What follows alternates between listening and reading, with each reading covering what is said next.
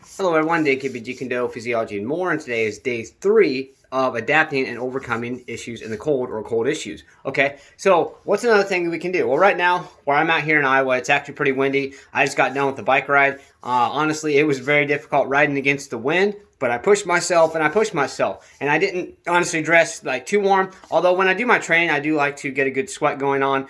Sometimes I probably dress a little more than what I should, but other than that, I always adapt myself to the cold and things like that. Sometimes I'll go for a walk, won't wear a whole lot, okay, just to get, basically, as long as you're consistently breathing in the cold air, that is going to slowly adapt your body. So if it still feels like really cold to you, but you would still want to adapt to it, honestly, your lungs is going to want to be what you're going to want to adapt the most, because especially if you're going to be out there off and on going for a walk, or if you work outside or whatever it may be, okay, your lungs is honestly the thing that's going to be, I guess, probably be affected the most. So even if you're taking cold showers, things like that, but you're not actually breathing the cold weather, it can actually, I guess, so-called crystallize your lungs to the point where it actually is going to make it hard for you to breathe. I found this out the hard way when I very first, many years ago, when I started actually getting into taking good care of myself 21 years ago. Okay, I found that out the hard way because in the wintertime, that's actually when I started running and started actually getting into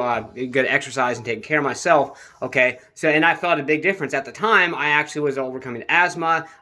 Ironically enough, I grew out of that when I quit smoking cigarettes and I actually started exercising. Okay, either way, okay, that's off the subject. I'm only mentioning this because in the winter, if you're not adapting your lungs, it is going to be very hard to breathe. Even if you don't think you're going to be outside for a while, well, what happens if your car gets stranded and things like that, and you're out in the middle of nowhere, and you have no choice but to walk 10, 20 miles, or whatever it may be somewhere? You're not going to be ready. You're not going to be prepared, okay? Again, always prepare for things in life, and this is one way to prepare. Get ready and get adapted to the cold right now, because you never know what's going to happen. You could be the richest person in the world, you could have the most money, have the nicest, most reliable car in the world, but there's always a chance. Even if your car is reliable, somebody smashes into you, you slide off the road, whatever it may be. We always got to be prepared for these things, and if you're not prepared for things in the wintertime and something like that comes up, you're going to wish you had. So let's go ahead and be proactive about it right now, and let's get started now.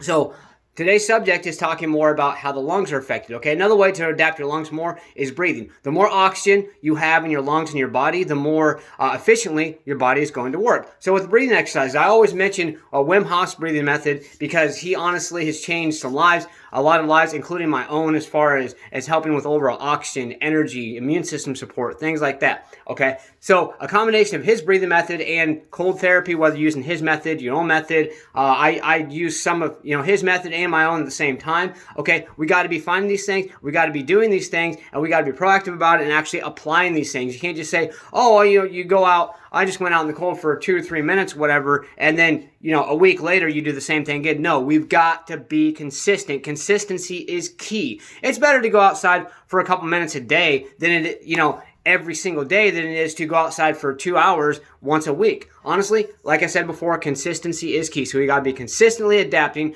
consistently changing our mindset, and consistently being proactive about the things and doing what we know we should be doing. So let's get out there, stay motivated. Believe in yourself, believe you can do it, and believe that you deserve it. Let's get out there. Let's go.